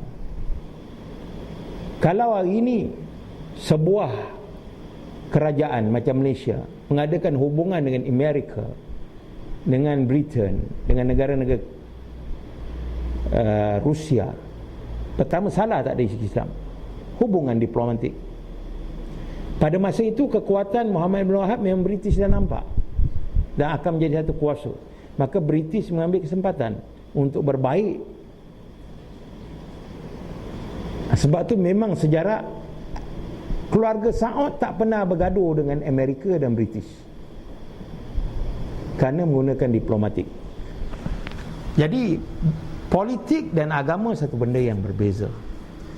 Apabila Arab Saudi sehingga hari ini tuan-tuan berbaik dengan Amerika, dia punya dasar-dasar dia yang mana dia punya strategi politik. Sama ada betul tak, itu benda yang kita nak kaji. Itu saya pun bukan orang dia lah. Tetapi dari segi maslahah,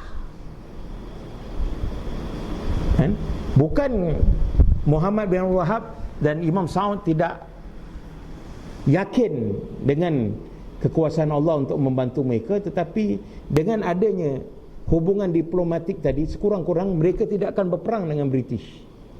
Kalau mereka tak baik dengan British tuan-tuan, British serang, mungkin kerajaan Arab Saudi yang bermanhaj salaf sehingga hari ini mungkin tak wujud. Sebab tu saya kata bacaan politik ini satu perkara yang kadang-kadang kita orang agama tidak dapat nak melihat. Jadi mereka mengatakan bahawa Muhammad bin Wahab dan Imam Saud mendapat protection dengan British, sedangkan tuan-tuan yang menghancurkan Turki adalah orang dalaman sendiri, Mustafa Kamal Atatürk, Yahudi yang masuk dalam, bukan Muhammad bin Wahab. Turki tak jadi Wahabi tuan-tuan. Turki jatuh jadi Wahabi ke? Kalau nak kata Muhammad bin Wahab yang punya peranan, tak. Jadi tarekat, jadi macam-macam. Jadi fakta ni kita kena faham. Banyak lagi kalau kita nak sentuh. Memang perkara ni melibatkan fakta sejarah. Jadi apa yang penting tuan-tuan, kita lihat pada perjuangan Syekh Muhammad bin Abdul Wahab. Usul thalatha dia, ma'rifatullah, ma'rifatuddin, wa ma'rifatur rasul. Ini bukan bid'ah tuan-tuan. Tuan-tuan, Nabi suruh kita baca tiap-tiap hari, raditu billahi rabba wa bil islami dina wa bi Muhammadin sallallahu alaihi wasallam nabiyya wa rasulah. Aku telah reda Allah sebagai Tuhanku, agama Islam sebagai agamaku, dan Muhammad itu sebagai Rasul dan Nabi. Bila Nabi mengajar kalimah ini, dan kalimah ini adalah kalimah sunnah, raditu billahi rabba wa bil islam dina wa Muhammadin sallallahu alaihi wasallam rasulah, bertitik tolak pada itulah, maka Syekh Muhammad bin Abdul Wahab menerangkan kenapa kita perlu mengenal Rabb kita, agama kita dan Nabi kita. Bukan kita seperti burung kakak tua mengucap raditu billahi rabba wa bil islami dina wa bi Muhammadin sallallahu alaihi wasallam nabi wa rasulah, tanpa tahu apa erti dia. Jadi usul thalatha bukan ajaran baru, tetapi huraian yang disegarkan, yang ditajdidkan oleh seorang mujaddid untuk memahamkan umat Islam tentang doa dan zikir raditu billahi rabba wa bil islami dina wa bi Muhammadin sallallahu alaihi wasallam Nabi wa Rasulah. Sebab tu usul salasa tuan-tuan adalah perkara yang penting untuk kita belajar, kerana di situ kita mengenal Rabb kita, mentauhidkan, kemudian kita mengenali tabiat agama kita, dan kita mengenali siapa tu Nabi kita dan apakah tanggungjawab dia. Pernah tak baca buku usul salasa? Siapa tak pernah? Dah ada terjemah tak Ustaz? Ada? Boleh. Usul salasa ni bagus dibincangkan, tapi dekat Negeri Sembilan tak lepas lah usul salasa. Sini saja kata Ustaz, dia ni presiden Kampung Parit Ittiba' Sunnah, Ustaz Musa kata di sini je belajar. Jadi di situ tuan-tuan, dalam sejarah ni kita kena, memang saya tahu di YouTube dia cerita macam-macam cerita. Dia kata Muhammad bin Wahab pun bapak dia benci dia.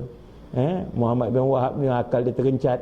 Tuan-tuan, kalau orang akal tak betul, boleh ke sampaikan dakwah? Sampai hari ini kita pun boleh menerima dakwah dia.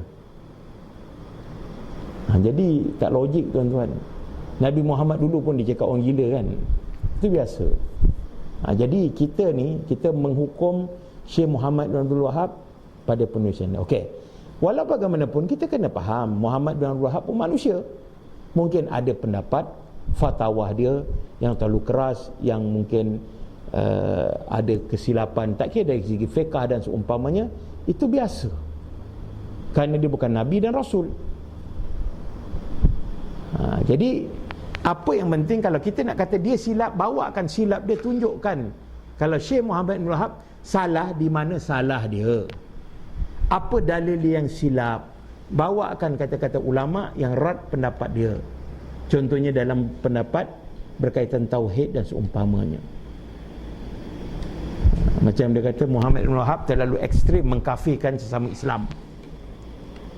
Syekh Muhammad bin Wahab tak mengkafirkan orang Islam.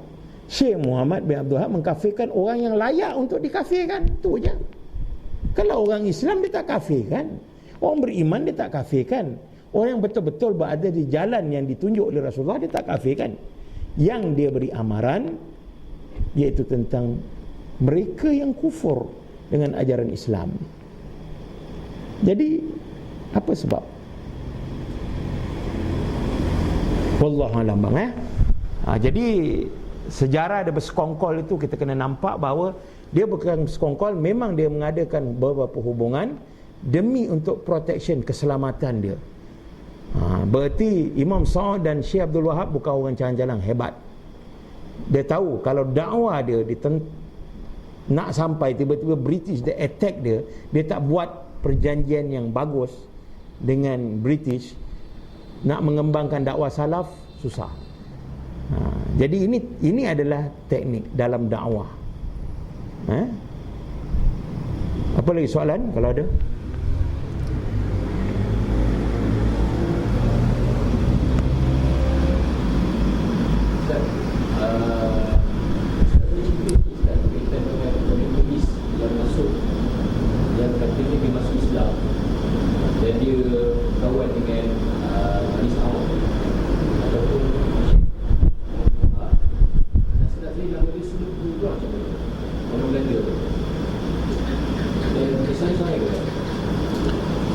Wallah alam, saya tak dapat nak jawab malam ni.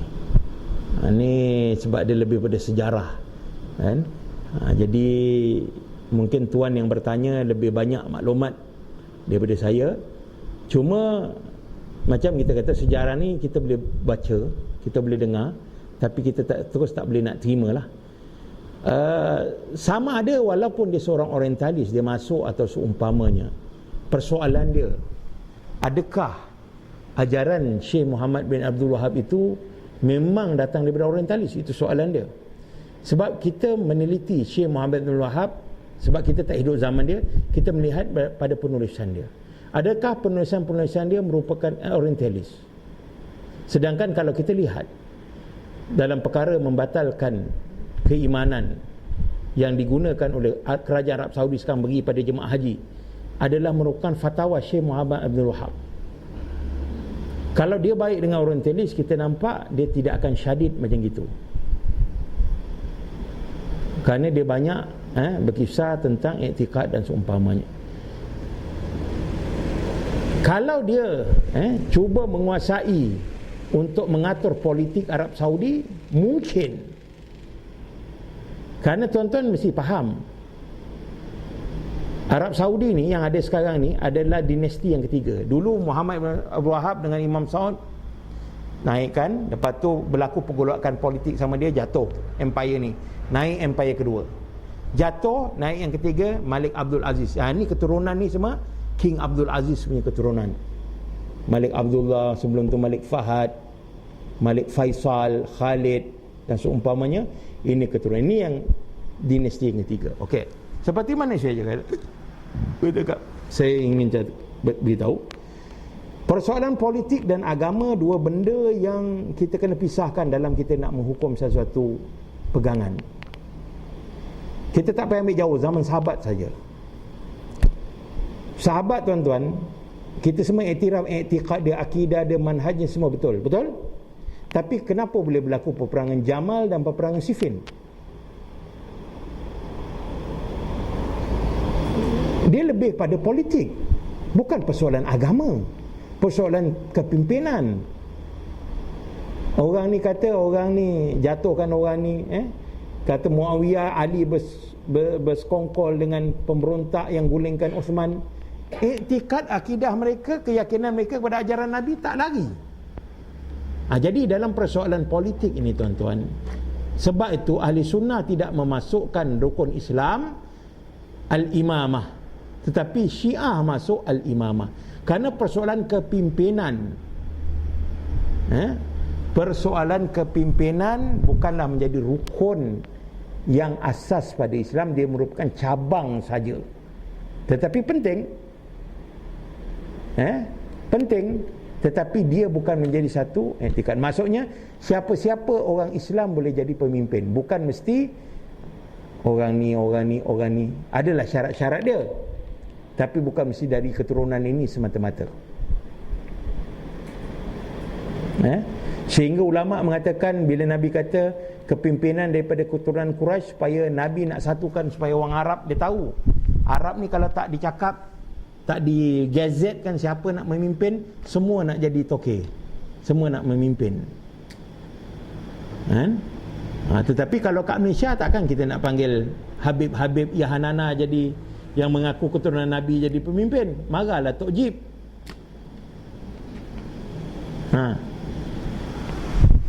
Nak bolehlah jadi bertanding presiden UMNO dululah. Ibaratnya begitulah. Jadi tentang orientalis menguasai dari segi pemerintahan, memberi idea, mengawal, bukan dulu, sehingga sebahagian rakyat di sini kata sehingga sekarang penasihat-penasihat politik, tentera ada bagi orang Amerika. Tetapi yang kita yakin dalam hal agama, seperti mana yang kita faham, apa yang dibawa oleh Syekh Muhammad bin Abdul Wahab adalah memang datang daripada ajaran Islam, bukan satu ajaran dari orientalis. Dekat mana orientalis dia? Cuba beritahu saya. Di mana orientalis dia? Itu saya kata, kalau cakap Syekh Muhammad Abdul Wahab tak betul, kitab usul salasah dia tak betul, di mana tak betul? Di mana? Pernah satu ustaz dari Arab Saudi, keturunan Melayu tapi Arab Saudi, Syekh Mahmud Al-Qadah. Siapa pernah dengar nama? Orang asal Kedah tapi rakyat Arab Saudi, sekarang dah jadi timbalan rektor Kisim apa dekat ni, datang Pulau Pinang, panggil guru-guru agama. Dia kenalkan diri dia je, ada seorang bangun, ini Wahabi lah ni. Dia cerita, betul orang lain. Dia kata ginilah, saya bagi awak buku Muhammad bin Abdul Wahab, awak baca. Saya akan ada dekat Pulau Pinang ni seminggu. Lepas seminggu kita ada majlis lagi, saya nak tengok apa kau nak. Lepas seminggu dia kata dia datang, orang yang diberi buku yang cakap Wahabi tu datang, minta. Tak ada satu pun dia boleh bawa yang mengatakan dalam buku ni ajaran sesat. Jadi tuan-tuan dan puan-puan sekalian, kalau kita ditanya oleh orang, kau ni Wahabi ke apa, tak apa. Kadang-kadang dia jahil kita, apa tu Wahabi, tanya dia. Kadang-kadang dia tak faham. Aku tak tahu, yang penting kau Wahabi. Tak nak lah. Jadi kita bagi sebab tu tuan-tuan, saya dah bercadang saya harap pihak AJK tertinggi Al-Mizan ambil action ni. Kita kena terbitkan bulletin simple. Kita NGO mendaftar dan edarkan di kawasan Kuala Pilah ni, di pasar-pasar, di bus stand.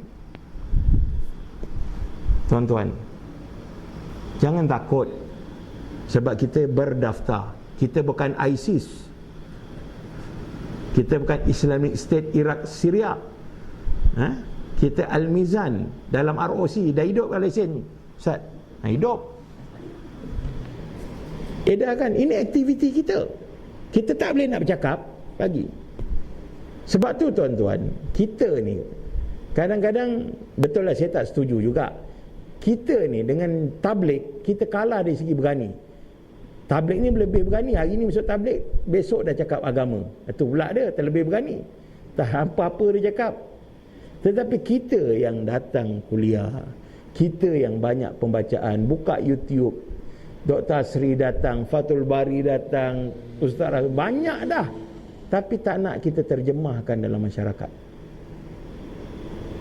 Jangan buat cantik-cantik. A4 paper kita type, kita photostat aja. Kos terus Al-Mizan. Kan? Jadi ini cara. Jangan terus bantai orang bid'ah tuan-tuan. Kenakan apa tu Islam? Apakah amal-amal yang diajar oleh Islam? Jadi dekat situ kita akan bawa cerita tokoh para sahabat. Siapa tu Abu Bakar As-Siddiq. Saya ingat ramai tuan-tuan dekat jabatan agama tu pun tanya siapa Abu Bakar As-Siddiq pun.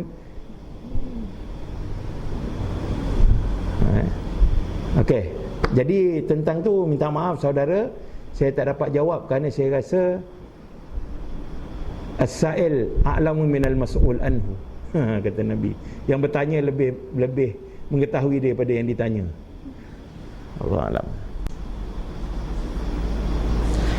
Okey tuan-tuan, kalau tak ada, untuk program kita seterusnya kena tunggu saya balik umrah. Saya akan pergi umrah pada 22 hari bulan Disember dan akan sampai dengan izin Allah pada 2 Januari.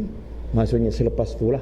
Jadi satu je harapan saya minta doa daripada tuan-tuan dan puan-puan agar saya sihat di sana dan dapat melakukan dialisis saya dengan baik. Ini kali ketiga lah dalam keadaan saya dialisis. Saya pernah pergi. Jadi mudah-mudahan Allah Subhanahu Taala memudahkan urusan saya dan urusan kita semua, insya-Allah. Subhanakallahumma bihamdika asyhadu an la ilaha illa anta astaghfiruka wa atubu ilaik. Bismillahirrahmanirrahim. Wal 'asri innal insana lafi khusr illa alladhina amanu wa 'amilus salihati wa tawassaw bil haqqi wa tawassaw bis sabr. Assalamualaikum warahmatullahi wabarakatuh.